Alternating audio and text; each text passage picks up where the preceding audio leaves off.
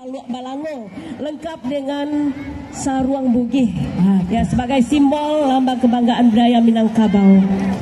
Baik Bapak Ibu yang kami hormati, telah hadir di hadapan kita gugus 2 SD Kota Solok.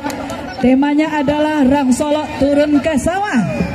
Baik, sekolah yang tergabung adalah SD 10 6 Suku, SD 11 Tanah Garam, SD 12 Tanjung Paku. Tadinya yang melimpah sebagai sentra penghasil beras telah dikenal dengan kualitasnya. Namun di balik beras yang pulen dan enak itu ada cerita tentang perjuangan petani, indahnya gotong royong dan kearifan lokal yang masih hidup.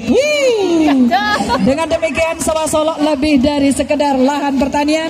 Ia adalah warisan budaya yang tak pernah ternilai, sebuah simbol kehidupan dan identitas bagi masyarakat. Ya, ini perlu kita pertahankan. Luar biasa. Kama memang ketek kok kapain bawa diru kok.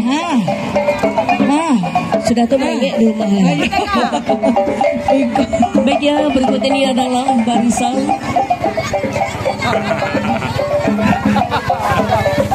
ya Min Kota Solok. Pawai alegoris ini merupakan representasi dari semangat budaya dan cita-cita yang ada di Kota Solok. Siswa-siswi Min Kota Solok akan menampilkan 6 tema utama yang saling berkesinambungan mencerminkan identitas